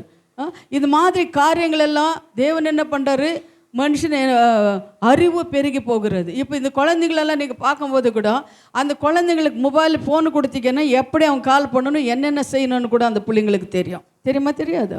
தெரியும். நம்மளுக்கு கூட தெரியாது, ஆனால் அந்த பிள்ளைங்களுக்கு அப்படி தெரியும். ஆனால் அந்த பிள்ளைங்கள் பேசுகிற ஒவ்வொரு காரியங்களும் நீங்கள் பார்த்தீங்கன்னா அவ்வளோ என்ன பண்ணுவாங்க, அறிவியாக பேசுவாங்க அந்த பிள்ளைங்க. அவ்வளோ அறிவு பெருகி போச்சு. அப்படி இருக்கிறாங்க பிள்ளைங்க. அதுபோல தான் இந்த உலகத்தில் நீங்கள் பார்க்கும்போது கடைசி காலத்தில் அறிவு பெருகி போகும் என்று தேவன் தீர்க்கதர்சி மூலமாக சீஷர்களுக்கு சொல்லியிருக்கிறார் அப்படின்னு சொல்லி கூட நம்ம பார்க்கலாம். ஹல்லேலூயா. இதெல்லாம் பெருகும் அப்படின்னு சொல்லி நம்ம பார்க்கலாம். இதே போல் கூட அந்த குண்டு எந்த வெடி குண்டா அது என்ன பண்ணுன்னா எத்தனோ பேர் என்ன பண்ணால் அழிக்குமா. அந்த மாதிரி காரியங்கள் எல்லாம் தேவன் இந்த ஜனங்களுக்கு அந்த அறிவு கொடுத்து இப்போ எல்லாம் பெருகி போயிருக்கிறது அப்படின்னு சொல்லி பார்க்குறோம். 5வதாக நோய்கள் பெருகி போகும். நோய்கள் என்னவது? நோய்கள் பெருகி போகும். மத்தாய் 24:7 படிங்க. மத்தேயு 24:7. ஜனத்துக்கு விரோதமாய் ஜனமும் ராஜ்யத்துக்கு விரோதமாய் ராஜ்யமும் பஞ்சங்களும் கொள்ளை நோய்களும் பூமி அதிர்ச்சிகளும் பல இடங்களிலே உண்டாகும். ஹல்லேலூயா. பாருங்க, இன்றைக்கு டாக்டர்கள் என்ன பண்ண கண்டுபிடிச்சி கொண்டு இருக்கிறாங்க. புதிய நோய்களை வந்து கொண்டு இருக்கிறது, புது வியாதிகளை வந்துட்டு இருக்கிறது. அதுக்கெல்லாம் மருந்து கண்டுபிடிச்சி கொண்டே இருக்கிறாங்க. ஆனாலும் ஒவ்வொரு வியாதியை கண்டுபிடிக்கவே முடியலன்னு கூட சொல்கிறாங்க. ஆனால் அவங்க என்ன பண்ணால் புது கொள்ளை நோய்களெல்லாம் வந்து கொண்டு இருக்கிறது அப்படின்னு சொல்லி நம்ம பார்க்குறோம். ஹல்லேலூயா. நீங்கள் பார்க்கும்போது எங்கே அந்த பார்க்கும்போது லண்டனில் நீங்கள் பார்க்கும்போது மாடுகள்னாலே ஒரு நோய் வருதான். மாடுகள்னாலே ஒரு நோய் வந்திருக்கிறதாம். அதே போல் நீங்கள் பன்றிகள்னாலே நோய் வந்திருக்கிறதாம். பிளேக நோய் என்றது பன்றிகள்னாலே வந்திருக்கிறது. பிளேக நோய் வந்து எலிகள்னாலே வரது தான் பிளேக நோய். பன்றிகள்னாலே வந்திருக்கிறது என்னென்னா சார்ஷா என்ற ஒரு நோய் வந்திருக்கிறதா. இந்த மாதிரி என்ன ஆகுதுன்னா மாடுகள்னாலே பன்றிகள்னாலே எலிகளினாலே இந்த மாதிரி நோய்கள், அநேக நோய்கள் என்ன பண்ணிருக்கிறது நம்ம தேசத்தில் வந்து கொண்டு இருக்கிறது. அந்நோய்களுக்கு மருந்து கண்டுபிடிச்சி கொண்டே இருக்கிறாங்க. ஆனால் எவ்வளோ மருந்து கண்டுபிடிச்சாலும் ஜனங்கள் ஒவ்வொருத்தரும் மரித்து கொண்டு தான் இருக்கிறாங்க. ஹல்லேலூயா. இப்போ ஒரு நோய், பெரிய நோய் வரும்போது பணம் இருக்கிறவனு போவான். அவன் என்ன ஹாஸ்பிட்டலில் போவான், ஏதோ இருக்கிற பணம் எல்லாம் செலவு பண்ணுவான், பார்ப்பான். பணம் இல்லாதவன் என்ன பண்ணுவான்? அவன் என்ன பண்ணுவாங்க? கவர்மெண்ட் ஹாஸ்பிட்டலுக்கு போவாங்க. அங்கே போய் பார்ப்பாங்க. இல்லைன்னா அவனுக்கு அங்கேயே மரணம். சேர்த்துக்க மாட்டாங்க. ஏதாவது நோய் இருந்துச்சுன்னா ஒரு என்ன பண்ண மாட்டாங்க, இது சரியில்லை, இங்கே அங்கே ஹாஸ்பிட்டலுக்கு போங்க, எல்லாத்துக்கும் பரவிடுன்னு சொல்லிவிட்டு நீங்கள் அங்கே போங்க, அந்த ஹாஸ்பிட்டலுக்கு போங்க, இந்த ஹாஸ்பிட்டலுக்கு போங்க அப்படின்னு என்ன பண்ணி எழுதி கொடுத்துடுவாங்க. ஜனங்கள் என்ன பண்ணுவாங்கன்னா கை விட்டுடுவாங்க. அப்போ அவன் என்ன பண்ணுவான், இங்கே சுற்றி ஒரு நாள் போய் சேர வேண்டியது தான். அப்படி இந்த கொள்ளை நோய்கள் நம்ம தேசத்தில் வந்து கொண்டு இருக்கிறது. அதனால் நான் என்ன சொல்கிறேன்னா, தேவன் நம்மளை எவ்வளோ ஆசீர்வதிக்கிறார் பாருங்க. இந்த சுகருக்கோ இந்த பிபிக்கோ இந்த இதுக்கெல்லாம் சின்ன காயில் நம்மளுக்கு வரும்போதே நம்மளும் இவ்வளோ வேதனைப்படுறோன்னா, இந்த பெரிய வியாதிகளோ பெரிய கொள்ளை நோய்களெல்லாம் வரும்போது நம்ம எப்படி தாங்க முடியும்? நினச்சி பாருங்க. சரி, ஆனால் அதே போல் நம்ம கண் முன்னாடி நம்ம பிள்ளைங்களுக்கு வரும்போது நம்ம தாங்க முடியுமா அந்த நோய்கள் எல்லாம்? ஆனால் தேவனுக்கிட்ட தேவன் நம்மளை எவ்வளோ ஆசீர்வதிச்சிருக்காரு. தேவனுக்கு நம்ம எவ்வளோ ஒவ்வொரு நாளும் நன்றி சொல்லவர்களாக நாம் இருக்கணும். ஹல்லேலூயா. அதுபோல தான் இந்த கடைசி காலத்தில் கொள்ளை நோய்கள் எல்லாம் வரும் அப்படின்னு சொல்லி தேவனை சொல்லியிருக்கிறார். ஹல்லேலூயா. அப்போ இந்த நோய்களெல்லாம் வரும்போது தேவன் என்ன பண்ணுறார்? நம்மளை பாதுகாக்கிறார். பார்த்தீங்களா? இப்போ பார்த்தீங்கன்னா கிதியோன் காலத்தில் கூட நோய்கள் வரும்போது கூட தேவன் என்ன பண்ணுறாரு? நம்மளை பாதுகாக்கிறவராக இருக்கிறார். அவர் சொல்கிறாரு, நீ பயப்படாதே, நான் உன்னோட இருந்து பெரிய காரியங்கள் செய்வேன். இன்னொரு காரியம் சொல்கிறார், உன்னு நோய் உன்னை விட்டு வெளிக்கவே, உன் சாபம் உன் முதுகு பின்னாடி எரிந்து விடுவேன்னு சொல்கிறாரு. நமக்கு என்ன தேவன் ஆண்டவர் வாக்கு தத்துவம் கொடுத்துருக்கிறாரு. என்ன வியாதி இருந்தாலும் சரி தேவனுக்கிட்ட நம்ம சொல்லணும், இயேசுவே நீங்கள் இந்த வாக்கு தத்துவம் கொடுத்துருக்கீங்க, உன் நோய் உன்னை விட்டு வெளுக்கவே, உன் சாபம் உன் முதுகு பின்னாடி எரிந்து விடுவேன்னு சொன்னீரே. இந்த நோய்களும் இந்த சாபங்களும் என்னையும் என் குடும்பத்தை விட்டு வெளியே போடணும். இந்த வசனங்கள் எல்லாம் ஜீவன் இருக்கிறது. இந்த வசனம் சொல்லிதான் நீங்கள் ஜெபிக்கிறவங்களாக இருக்கணும். அதனால தான் இந்த வசனங்களை சொல்லணும்னா உங்களுக்கு வேதம் தெரிஞ்சிருக்கணும். இந்த வேதத்தை நீங்கள் படிச்சிருக்கிற அந்த வசனங்களை என்ன பண்ணால் அதை சொல்லி வாக்குத்தத்தமாக நீங்கள் ஜெபிக்கும் போது உனக்கு விடுதலை தேவன் கொடுப்பார். ஹல்லேலூயா. அந்த வேதம் என்ன இருபுறமும் கருக்குள்ள பட்டியதை போல இருக்கிற அந்த வேதத்தை நம்ம என்ன பண்ண சொல்லி ஜெபிக்கிறவங்களாக இருக்கணும். ஹல்லேலூயா. நோய்கள் பார்த்தோம், எகிப்து தேசத்தை நீங்கள் பார்க்கும்போது எத்தனை நோய்கள் வந்தது, வியாதிகள் வந்தது. அங்கே எத்தனை வாதிகள் வந்தது. தேவனோட கோபாகினி அங்கே வந்தது. பார்வன் ராஜா என்ன பண்ணார்? இஸ்ராவேல் ஜனங்களெல்லாம் மடுக்கணும், அவன் துன்பப்படுத்தி கொண்டு இருந்தார். ஆனால் மோசே மூலமாக தேவன் என்ன பண்ணுறாரு? இஸ்ராவேல் ஜனங்களை விடுவித்தார். அங்கே 10 வாதிகள் வந்தது அப்படின்னு சொல்லி நம்ம பார்க்குறோம். சரிங்களா? அந்த 10 வாதிகளை நீங்கள் பார்க்கும்போது இது எகிப்து தேசத்துக்கு தான், ஜனங்களுக்கு தான் அது வந்து தவிர இஸ்ராவேல் ஜனங்களுக்கு வந்தது அதெல்லாம் ஏதாவது ஒரு வாதை கூட படிச்சிருக்கீங்களா? இஸ்ராவேல் ஜனங்களுக்கு வந்ததா? ஏன் வரல? கர்த்தர் அவர் பக்கம் இருந்தார். கர்த்தர் அவரோட இருந்தார். கோசேன் நாட்டில் அவங்க இருந்தாங்க. யாரு? இஸ்ராவேல் ஜனங்கள் கோசேன் நாட்டில் இருந்தாங்க. சரிங்களா? அப்போது அந்த கோசேன் நாட்டில் இந்த காரியங்கள் எதுவுமே நடக்கலை. ஆனால் எகிப்து தேசத்தில் மற்ற இடங்களெல்லாம் ஒவ்வொரு வீட்டில் கூட அந்த வாதைகள் வந்தது. ஆனால் கோசேன் நாட்டில் இருந்த இஸ்ராவேல் ஜனங்களுக்கு ஒரு வாதை கூட வரல. இப்போ தைரியமாக இருக்கீங்களா?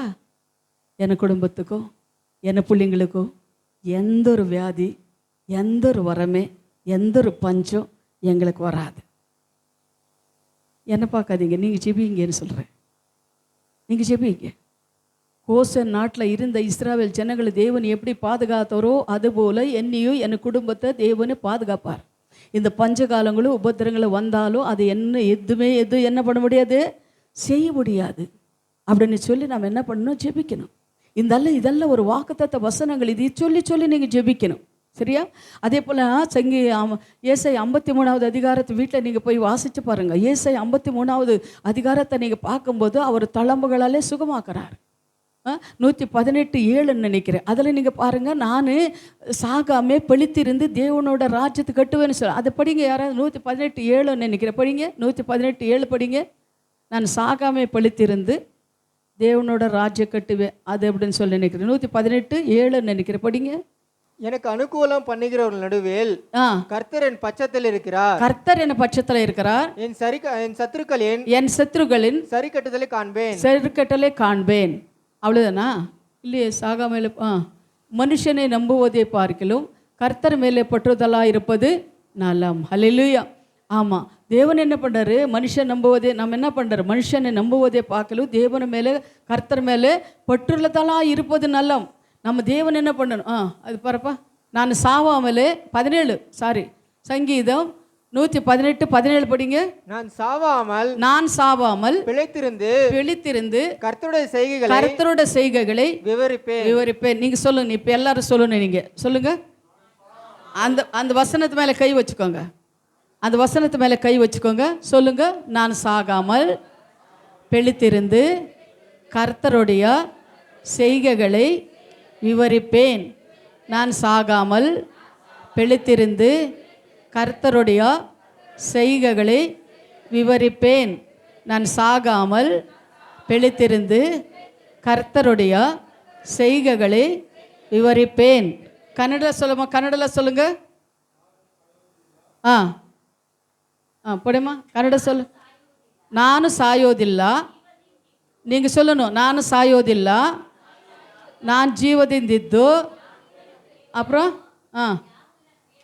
ಯಾವುದು ಯಾಗುವನ ಕ್ರಿಯೆಗಳನ್ನು ಸಾರುವೆನು. ಹಲ್ಲೆಲೂಯಾ. ನಾನು ಸಾಗೋದಿಲ್ಲ, ಆ ಕ್ರಿಯೆಗಳನ್ನು சாருவேன். யாகுன கிரியைಗಳನ್ನು சாருவேனோ.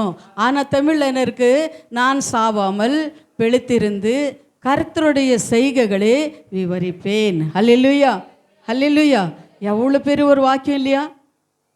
இந்த வசனம்லாம் நீ சொல்லி ஜெபிங்க. உங்கள் தலைமகளால் என்னை சுகமாக்குறேன்னு சொன்னீங்களே, ஆண்டவரே உங்கள் தலைமகளால் என்னை சுகமாக்குங்க ஆண்டவரே. உனக்கு காயப்பட்ட கரம் என்ன மேலே இறங்கட்டும் ஆண்டவரே. இப்படியெல்லாம் நீங்கள் இந்த வசனங்களை சொல்லி ஜெபி. ஒரு சகோதரி ஹாஸ்பிட்டலில் இருந்தாங்களா, அப்போது டாக்டர் சொன்னாங்களா, என்ன நீ என்ன பண்ணுற, என்ன பழிக்கிறது இல்லை, அவ்வளோதான் அப்படின்னு சொன்னாங்களா. ஆனால் ஊழிக்காரன் வந்து ஒரு 3 வசனங்களை மட்டும் எழுதி கொடுத்தாங்களாம். நான் சொல்லியிருக்கிறேன், எங்கள் இதுக்கு முன்னாடி சொல்லியிருக்கிறேன். அந்த 3 வசனங்கள் எழுதி கொடுத்தாங்களாம். என்னென்ன, உன் தலைமகளால் என்னை சுகமாக்கவேன்னு சொல்லுங்க அப்படின்னு சொல்லி 3 மாதம் இந்த ஒரு வசனம் இதெல்லாம் எழுதி கொடுத்துருக்குறாங்க. அந்த சகோதரி என்ன பண்ணுவாங்களாம், ஒரு யார்கிட்ட எழுதி, அவங்க பெட் இருக்கு இல்லையா, அந்த பெட்டு மேலே என்ன பண்ணியிருக்காங்களோ அங்கே மேலே எழுதி அவன் என்ன படுத்துகிட்டே சொல்லிகிட்டே இருக்குமா. சரி, இன்னொரு சகோதரி என்ன பண்ணனா, அது என்ன ஆயிரக்கணக்கான வாட்டி அந்த வார்த்தையை 3 வார்த்தையை எழுதி அந்த 3 வார்த்தையை எழுதுமா. எழுதி அதுக்கப்புறம் கொஞ்ச நாள் தான் சொன்னாங்க, எத்தனை நாள்னு சொல்லலை. அப்போ வந்து டாக்டர் வந்து பார்த்த முடியாத மரித்து போகிறேன்னு சொன்ன அந்த சகோதரிகளுக்கு டாக்டர் வந்து பார்த்துட்டு இதெல்லாம் எப்படி நடந்தது, ஒன்று உடம்புல ஒரு வியாதி இல்லையே, எப்படி நடந்தது அப்படின்னு சொன்னாங்களாம். அப்போ அவங்க சொன்னாங்களா, பாருங்கள் இதுதான் எங்களுக்கு மருந்து, என் தேவனை சொல்லியிருக்கிறேன், இந்த வார்த்தைகளெல்லாம் நான் ஜெபம் பண்ணேன், இந்த வியாதி என்னை விட்டு போச்சு, என் கர்த்தர் என்னோட இருக்கிறார் அப்படின்னு சொன்னாரா. ஹல்லேலூயா. ஹல்லேலூயா. அதுபோல தான் இந்த வார்த்தைகள் ஜீவனும் வல்லமையும் இருபுறமும் கருக்குள்ள பட்டியத்தை போல கருக்கான இந்த வார்த்தைகள் உங்கள் வாய்களில் வரும்போது பரிசுத்தாவியானவர் என்ன பண்ணுறாரு, ஒரு பலனு கொடுப்பா. செத்துறவங்களை தொட அவனுக்கு அதிகாரம் கிடையாது. அவன் உங்களை விட்டு போயிடுவான். சரிங்களா? அந்த மாதிரி நீ என்ன பண்ணுன்னா அவங்க நாமம் சொல்லுங்க, அவங்க வார்த்தை சொல்லுங்க. கர்த்தர் உங்களை ஆசீர்வதிக்கிறவராக இருக்கிறார். ஹல்லேலூயா. அதே போல் நீங்கள் பார்க்கும்போது யுத்தங்கள் எது பார்த்தோம், நம்ம நோய்கள் பார்த்தோமா? நோய்களை பார்த்தோம். அப்போ நோய்களை பார்த்தீங்கன்னா இந்த மாதிரி நோய்கள் எல்லாம் வருது. ஆறாவதாக யுத்தங்கள் பெருகி போகும். ஆறாவதாக என்ன பெருகும்? யுத்தங்கள் பெருகி போகும் அப்படின்னு சொல்லி நம்ம பார்க்கும்போது, நீங்கள் யுத்தங்களை பெருகி போகும் அப்படின்னு சொன்னால் பழைய ஏற்பாட்டு காலத்தில் நீங்கள் பார்க்கும்போது எவ்வளோ யுத்தங்கள் எல்லாம் பண்ணாங்க. பழைய ஏற்பாட்டு காலத்தில் அவர் என்ன பண்ணாங்கன்னா, கிதியோன், சவுலு, தாவீது இவங்கெல்லாம் என்ன பண்ணுறாங்களா, யுத்தங்கள் பெருகி போனது. மத்தாய் 24:6-8 படிங்க. 6-8. மத்தாய் 24வது அதிகாரம். யுத்தங்களையும் கேள்விப்பட்டுவீர்கள், கலகாதபடிக்கு எச்சரிக்கை இருங்கள். இவைகளெல்லாம் சம்பவிக்க வேண்டியதே, ஆனாலும் முடிவு வரனே வராது. ஜனத்துக்கு விரோதமாய் ஜனமும் ராஜ்யத்துக்கு விரோதமாய் ராஜ்யமும் பெருகும்.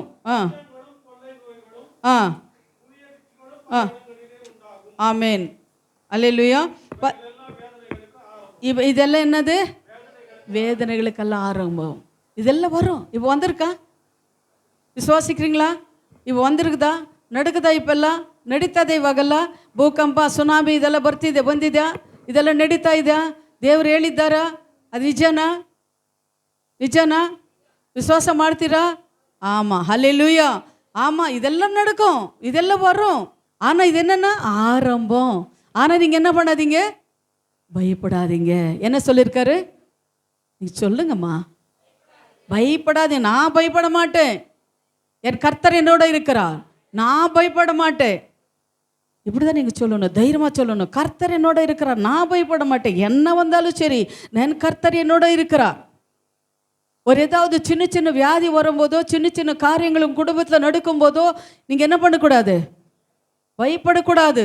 ஏன்னா கர்த்தர் என்னோட இருக்கிறார், அவர் என்னோட இருக்கிறார். என் தகப்பன் அவர், என் தாய் அவர், என் நேசிக்கிறவர் அவர், எனக்காக வந்தவர் அவர், என்னோட இருக்கிறவர் அவர், என்னை போஷிக்கிறவர் அவர், என்னை பாதுகாக்கிறவர் அவர், என்னை நடத்துகிறவர் அவர், மறுபடி வருகிறவர் அவர், என்னை கொண்டு போகிறவர் அவர், அவன் ராஜ்யத்தை சேர்த்துக்கொள்ளுவார். என்ன விசுவாசிக்கிறீங்களா?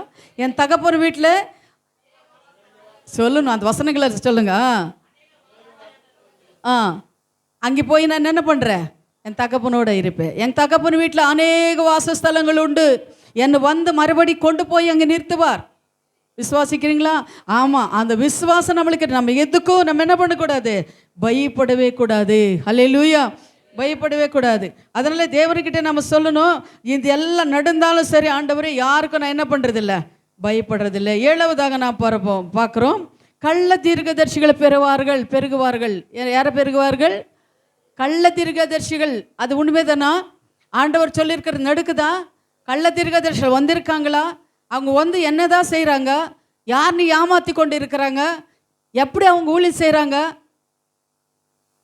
சொல்லணும். நீங்கள் எப்படி ஊழியம் செய்கிறாங்க, எப்படி நம்ம கண்டுபிடிக்கிறது, எப்படி கள்ள தீர்க்கதரிசிகள்னு, கள்ள போதர்கள்னு எப்படி நம்ம கண்டுபிடிக்க முடியும்? யாராவது ஒருத்தர் சொல்கிறீங்களா? வசனம் மட்டும் வாசிச்சுடுங்க. மத்தாய் 24:11 வாசிங்க. எழுப்பி வஞ்சிப்பார்கள், அநேகர் வஞ்சிப்பார். 1 யோவான் 4:1 வாசிங்க. 1 யோவான் 4:1. கடைசியில் பிரியமானவர்களே, உலகத்தில் அநேக கள்ள தீர்க்கதரிசிகளும் தோன்றியிருப்பதினால் நீங்கள் எல்லா ஆவிகளையும் நம்பாமல், அந்த ஆவிகள் தேவனால் உண்டானவர்களோ என்று சோதித்து பாருங்கள். ஹல்லேலூயா. பாருங்க என்ன சொல்றாரு, பிரியமானவர்களே, உலகத்தில் அநேக கள்ள தீர்க்கதரிசிகள் வருவார்கள். அந்த கள்ள தீர்க்கதரிசிகளை எப்படி நம்ம கண்டுபிடிக்க முடியும்? யாராவது ஒரு சொல்ல முடியுமா? எப்படி நம்ம கள்ள தீர்க்கதரிசிகளை கண்டுபிடிக்க முடியும்? இப்போ ஒரு சபைக்கு போறீங்க, அந்த சபையில் ஊழியக்காரங்கள் இருக்கிறாங்க, ஆனால் அந்த ஊழியக்காரங்களை உங்களுக்கு உண்மையாக இருக்கிற மாதிரி நடிப்பாங்க. அவங்கள என்ன பண்ணுறாங்க, நல்ல பிரசங்கம் பண்ணுறாங்க, நல்லா பாடுறாங்க, ஆராதனை கூட பண்ணுறாங்க. அவங்கள பார்த்தா நம்மளுக்கு நல்லவங்கள தான் தோன்றுறது. அவங்கள எப்படி நம்ம கண்டுபிடிக்க முடியும்? ಅವ್ರು ಹೇಳೋ தீர்க்கதர்ஷி தீர்க்கதர்ஷனம் ಹೇಳಲ್ಲ, வசனங்களை ಹೇಳ್ತಾರೆ. வசனம் சொல்கிறாங்க, தீர்க்கதர்ஷனமே சொல்ல மாட்டாங்க, ஜெபம் பண்ணுறாங்க, வஞ்சிக்கிற மாதிரி பேசுவாங்க. ஹல்லேலூயா. அவர் என்னென்னா வஞ்சிக்கிற மாதிரி பேசுகிறாங்க. ஒன்று, அவங்க நடிக்கை, அவங்கள பார்வை, அவங்க எண்ணங்களில் கூட அந்த ஊழிக்காரன் எப்படி இருக்கிறா, அந்த ஊழிக்காரி எப்படி இருக்காருன்னு கண்டுபிடிச்சிடலாம். எப்படி கண்டுபிடிக்க முடியும்? அவர் நடிக்கை எப்படி இருக்கிறா, அவ எதுக்காக வரா?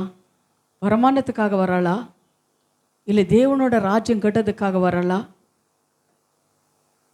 தேவன் கற்பனையின்படி நடுக்கிறாளா அப்படின்றது கூட நம்ம கண்டுபிடிக்க முடியும். ஹல்லேலூயா. அந்த தீர்க்கதர்சிகள் ஒன்றும், இன்னொன்று நான் ஒரு வசனம் சொல்ல, அந்த வசனம் எப்படி இருக்கிறது அப்படின்னு சொல்லி கூட நம்ம கண்டுபிடிச்சிடலாம். ஹல்லேலூயா. ஆனால் பிசாசானவன் என்ன பண்ணுதுன்னா, இப்போ கள்ள ஊழியக்காரங்களுக்கு கள்ள தீர்க்கதர்சிகள் எழும்புதுனால கதைகள் சொல்லி பாடி அவங்கள வஞ்சித்து அவங்கள என்ன பண்ணுற மோசம் பண்ணி. இப்போ கொஞ்சம் சிலர் பார்த்தீங்கன்னா டான்ஸ் ஆடி பாட்டு பாடிட்டே இருப்பாங்க. மெசேஜில் கூட மெசேஜ் கொஞ்சம் தான் சொல்லுவாங்க. எப்போ பார்த்தாலும் டான்ஸு பாட்டு மெசேஜ் ஒரு அரை மணி நேரம் கூட இருக்காது. மெசேஜ் என்ன ஆகுறது இல்லை, ஒரு அரை மணி நேரம் கூட இருக்காது. நல்லா பாடி டான்ஸ் ஆடி என்ன பண்ணாங்க, ஆமேன் அல்லேலூயான்னு சொல்லி அனுப்பிடுவாங்க. ஆனால் நானும் அப்படி செய்யணும்னு தான் நினைக்கிறேன், ஆனால் எனக்கு வரமாட்டேங்குது. என்னென்ன எல்லாம் வசனம் சொல்லும் போது எல்லாம் சோர்ந்து போயிடுவீங்களா? உண்மை தான் நான் சொல்கிறேன். சோர்ந்து போயிடுவீங்களா? ஐயா நான் வசனையே சொல்லிட்டு இருந்தா இவங்க என்ன பண்ண சோர்ந்து போடுறாங்க, பிசாசான தூக்கத்தை கொண்டு வருது, பலவீனங்களை கொண்டு வருது. நானும் கூட சென்டரில் பாட்டு பாடி இட்டி கூட அந்த பொண்ணுக்கு சொன்னேன், ஏம்மா சென்டரில் பாட்டு பாடினம்மா, நீ எடுத்து சொல்லம்மா, இல்லைன்னா சோர்ந்து போயிடுவாங்க அப்படின்னு கூட சொன்னேன் அந்த பொண்ணுக்கு. நான் அப்படி நானும் கூட நினைக்கிறேன். இப்போ சென்டரில் பாட்டு பாடி உற்சாகம் பண்ணி பண்ணி அவங்கள என்ன பண்ண உற்சாகப்படுத்தானா, நான் எனக்கு வரமாட்டேங்குது. எனக்கு என்ன பண்ணுற, சொல்லிட்டே போ, நீ வசனங்களை சொல்லிட்டே போ அப்படின்னு தான் தேவன் சொல்கிறாரு. ஹல்லேலூயா. அது போல் என்ன பண்ணுறேன்னா அது கூட நம்ம கற்றுக்கணுமா வேண்டாம். தேவன் சித்தம் எப்படி இருக்கிறதோ அப்படி நடுக்கட்டும். ஹல்லேலூயா. நம்ம தெத்தப்பதா பெத பெறாருனாலும் பாஷை தெரியாமல் இருந்தாலும் தேவன் எப்படி நடத்துகிறாரோ அப்படி நடந்து போயிட்டே இருக்கலாம். ஹல்லேலூயா. தேவன் அதனால தான் கள்ள ஊழிக்காரங்களுக்கு கள்ள தீர்க்கதரிசிகள் இருக்கிறாங்க. என்ன பண்ணுறாங்கன்னா, எச்சரிக்கையாயிரு. உன் வீட்டுக்கு நான் ஜெபம் பண்ணுறதுக்கு வந்தேன்னா எனக்கு ஆட்டோ சார்ஜ் கொடுக்கணும், சரியா? உன் வீட்டுக்கு ஜெபம் பண்ணுறதுக்கு வந்தேன்னா 1000 ரூபாய் நீ காணிக்க கொடுக்கணும், மினிமம் 1000 ரூபாய். ஒரு ஊழிக்காரன்னு சொன்னி நான் வரணுன்னா, உங்கள் வீட்டுக்கு வரணுன்னா 25,000 என்னை கேட்டிருக்கிறாங்க. யார்? உங்கள் சபைக்கு நான் வரணுன்னா எனக்கு பெட்ரோல் செலவு, எனக்கு ரூம் செலவு எல்லாம் என்ன 25,000 ரூபாய் ஆகுது. அது நீங்கள் கொடுத்தீங்கன்னா நாங்கள் வரோம். ஏன்னா சின்ன சபைன்றீங்க, அதனால சின்ன அமௌண்ட்டு உங்களுக்கு சொல்கிறோம். எவ்வளோ சின்ன அமௌண்ட்டு? 25,000 ரூபாய். சின்ன அமௌண்ட்டு, சின்ன சபைன்றீங்க, அதனால 25,000 ரூபாய் கொடுத்தீங்கன்னா நான் உங்கள் சபைக்கு வந்து நான் தங்குறதுக்கு. அப்போது ஒரு சகோதரி சொன்னேன்னா, பாஸ்டர் நாங்கள் இது ட்ரெயினில் நாங்கள் புக் பண்ணி கொடுக்குறோம், இல்லை ஏசி பஸ் வேணுமா புக் பண்ணி கொடுக்குறோம், நீங்கள் வாங்க பாஸ்டர் அப்படின்னா. அப்படிலாம் பாரதர், நாங்கள் பஸ் ஏறி எத்தனை வருஷம் ஆச்சு, ட்ரெயின் ஏறி எத்தனை வருஷம் ஆச்சு. நாங்கள் வச்சுருக்கிற இனோவா கார் வச்சுருக்குறோம். அந்த இனோவா காரில் எனக்கு கூட ஒரு 5-6 பேர் வருவாங்க. எங்களுக்கு ஒரு ரூம் நீங்கள் போட்டு கொடுக்கணும். 25,000 ரூபாய். ஏன்னா சின்ன சபைன்றீங்க, 25,000 ரூபாய் கொடுத்தீங்கன்னா அங்கே வந்து நான் ஒரு நாள் பிரசங்கம் பண்ணிட்டு வரேன், இல்லைன்னா முடியாது. அப்போ எனக்கு வந்து சொன்னார். நான் சொன்னேன், அந்த மாதிரி பாஸ்டர்கள் நம்மளுக்கு தேவையில்லை, நம்ம தத்தா புத்தான்னு பேசுகிறாலும் இதே போதும் நம்மளுக்கும் அப்படின்னு சொல்லி நான் என்ன பண்ணேன், கேன்சல் பண்ணேன். சரிங்களா? இது போல் தேவனு சொல்லுறேன், இலவசமாக நான் கொடுத்தேன், நீ இலவசமாக போய் என்ன பண்ண சொல்லுன்றாரு. சிஷ்யர்களுக்கு என்ன சொன்னார் அவரு? நீர் போடுறது கூட பாதரட்சே துணியும் கூட நீ எடுத்துகிட்டு போவாதே, உனக்கு போகிற இடத்துல நான் உன்னை போஷிப்பேன்னு சொன்னார். சீஷர்களை போயிட்டு வந்தாங்க, ஊழியத்துக்கு போயிட்டு வந்தாங்க. அப்போ கேட்டார் ஆண்டவர், ஏதாவது உங்களுக்கு ஒரு குறை இருந்துச்சா? எந்த ஒரு குறை இல்லை ஆண்டவர், நாங்கள் நல்லா போனோம் நல்லா வந்தோம் சீஷர்களை சொன்னார். அதுபோல தான் தேவனுக்கிட்டே தேவன் அழிச்சிருக்கிறாங்கன்னா, தேவனை கொடுத்து இருக்கிற அந்த வரங்களை நம்ம என்ன பண்ணக்கூடாது, வித்து போடக்கூடாது. அல்லேலூயா. அதே போல் கள்ள ஊழியக்காரங்களும் கள்ள தீர்க்கதரிசிகள் வருவாங்க. நம்ம குடும்பத்தில் வந்து உன் குடும்பத்தில் வியாதி இருக்கிறது, கஷ்டம் இருக்கிறது, உன் குடும்பத்தில் ஃபைனான்ஸ் ப்ராப்ளம் இருக்கிறது, நீ என்ன பண்ணு, அந்த காலத்தில் சொல்லுவாங்க ஆடோ மாடோ நீ பலி கொடுத்தா என்ன பண்ண சரியாக போயிடும். இப்போ ஒரு இது கூட நான் பார்த்தேன், ஒரு எலெக்ஷனில் ஒருத்தர் சொல்கிறாரு, இப்போ நீ ஜெயிக்கிறதுக்கு யோகமே இல்லை, ஆனாலும் அதெல்லாம் போனன்னா நீ என்ன பண்ணணும், ஒரு யாகம் செய்யணும். அது யாகம் என்னன்னா, நீங்கள் வந்து யாகம் செய்யும்போது நீ ஜெயிக்கிறதுக்கு வாய்ப்பு இருக்குது அப்படின்னு சொல்கிறாங்க. அப்போ அந்த எந்த யாகமும் எவ்வளோ செலவாகும் அப்படின்னு சொன்னால் எத்தனோ லட்சம் சொன்னாங்க. சரிங்களா? அந்த லட்சம் கொடுத்து அந்த யாகம் இது பண்ணாங்கன்னா அவங்க இந்த எலெக்ஷனில் ஜெயிப்பாங்களாம் அப்படியெல்லாம் சொல்கிறாங்க. ஆனால் நம்புகிறாங்க ஜனங்க. ஆனால் ஒவ்வொரு காரியங்கள் நடக்குது. பிசாசு அது கூட ஒன்றுமே செய்யுது. ஆனால் பிசாசுக்கு எல்லாமே தெரியும். ஆனால் அந்த தந்திரங்களை நம்ம என்ன பண்ணக்கூடாதுன்னு நம்பக்கூடாது. பிசாசு சொல்லுமா? தெரியுமா? அதுக்கு எல்லாமே தெரியும். எனக்கு என்ன சொல்லிச்சு, உனக்கு இங்கே ஒரு மச்சை இருக்குது, இங்கே ஒரு மச்சை இருக்குது, அங்கே ஒரு மச்சை இருக்குது, நீ இப்படி இருக்கிறேன் அப்படி இருக்கேன், அதை கரெக்டாக தான் சொல்லிச்சு. ஆனால் கடைசியில் ஒரே ஒரு வார்த்தை சொல்லுது. அப்போ நான் என்ன பண்ணேன், நீ சொல்கிறது தப்பு போ அப்படின்னு சொல்லி அனுப்பிட்டேன். அதுக்கப்புறம் நான் வந்ததுக்கப்புறம் கூட அது சொன்னது கரெக்டாக நடந்தது. ஆனால் பிசாசுக்கு தெரியும். ஆனாலும் நம்ம நம்பக்கூடாது. அவன் வஞ்சிக்கிறான். நீங்கள் ஜோசிக்காரங்கள்கிட்ட போகிறீங்க, அவனு சொல்லுவான், இருக்கிறதே சொல்லுவான், நடக்கிறது சொல்லுவான், நடுக்கும் அது. ஆனாலும் அது சொல்கிறது, அவனு சொல்கிறது நடந்தாலும் நீ நம்பக்கூடாது. ஏன்னா அவனோட உன் கூட இருக்கிற ஒரு பெரியவர். அவர் இந்த உலகத்தை உருவாக்குனே. சாஸ்திரம், மந்திரம், தந்திரம், ராவுகாலும், யமகண்டம், நாளும், நட்சத்திரங்களும் நீங்கள் என்ன பண்ணக்கூடாது, பார்க்கக்கூடாது. நான் 24 மணி நேரம் நான் ராவுகாலம், இது தேவ பூஜைகளும், கோயிலும், மாய மந்திரங்களும் இதில் தான் நான் இருந்தேன். உங்களுக்கு தெரியுமோ தெரியாது. நான் அதில் தான் இருந்தேன். ஒவ்வொரு நாளை பார்க்கும்போது ராவுகாலம், யமகண்டு இதெல்லாம் நான் பார்ப்பேன். ஆனால் தேவனுக்கிட்ட வந்ததுக்கப்புறம், தேவன் என் அபிஷேகத்துக்கு அப்புறம் அதெல்லாம் எங்கே போச்சோ எனக்கே தெரியாது. தேவன் என்கிட்டே இருந்து எப்படி எடுத்தாரோ எனக்கே தெரியாது. நான் பெருமையாக சொல்லலை, உண்மையாக சொல்கிறேன். சரிங்களா? அப்படி நான் என்ன பண்ணேன், ஒவ்வொரு காலங்களும் இதெல்லாம் நான் பார்ப்பேன். ஆனால் ஆண்டவர்கிட்ட வந்ததுக்கப்புறம் அதெல்லாம் நான் பார்க்குறதும் இல்லை. தேவன் என்ன பண்ணுறாரு, இன்னும் இதுவரை நான் ஆசீர்வதிச்சு கொண்டு இருக்கிறாரு. ஒரு நாள் கூட அந்த சந்தேகம் எனக்கு வந்தது கிடையாது. ஆனால் தேவன் ஆசீர்வதிச்சுட்டு கொண்டு இருக்கிறார்.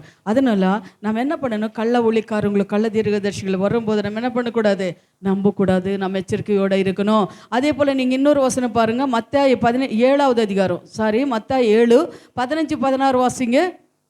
மத்தேயு 7 15 16. கள்ள தீர்க்கதரிசிகள் எச்சரிக்கையாயிருங்கள். அவர்கள் ஆட்டுத்தோலை போர்த்து கொண்டு உங்களிடத்தில் வருவார்கள். உள்ளத்திலோ அவர்கள் பச்சிக்கிற ஓநாய்கள். உள்ளத்துல எப்படி இருக்குமா, பச்சிக்கிற ஓநாய்களை போல இருக்குமா. ஹல்லேலூயா. அவர்களை அறிவீர்கள். முச்செடிகளில் திராட்சை பழங்களையும் முட்பூண்டுகளையும் அத்திப்பழங்களையும் பறிக்கிறீர்களா? ஹல்லேலூயா. ஆமா, முச்செடியில் என்ன பண்றோம், நம்ம திராட்சை பழங்களும் முட்பூண்டுகளும் அத்திப்பழங்களையும் நம்ம பறிக்கிறோமா?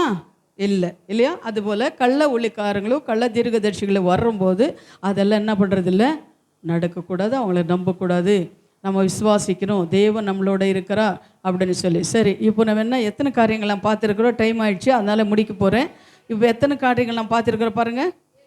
என்னென்னா, ஜனங்கள் பெருகி போவார்கள், பஞ்சங்கள் பெருகி போகும், பாவங்கள் பெருகி போகும், அறிவு பெருகி போகும், நோய்கள் பெருகி போகும், யுத்தங்கள் பெருகி போகும், கள்ள தீர்க்கதரிசிகளே பெருகுவார்கள். இது கவனமாக, அதுக்கு நான் நெக்ஸ்ட் வாரம் நம்ம அதுக்கு மேலே தியானிக்கலாம். இப்போ எல்லாம் நம்ம எழும்பி நம்ம ஜெபிக்கலாம். ஸ்தோத்திரம் ஆண்டவரே. பரலோக பிதாவே ஸ்தோத்திரம். சர்வ வல்லமுள்ள தேவாதி தேவனே, உங்களை நாங்கள் துதிக்கிறோம், ஸ்தோத்திரிக்கிறோம், ஆராதிக்கிறோம், மகிமைப்படு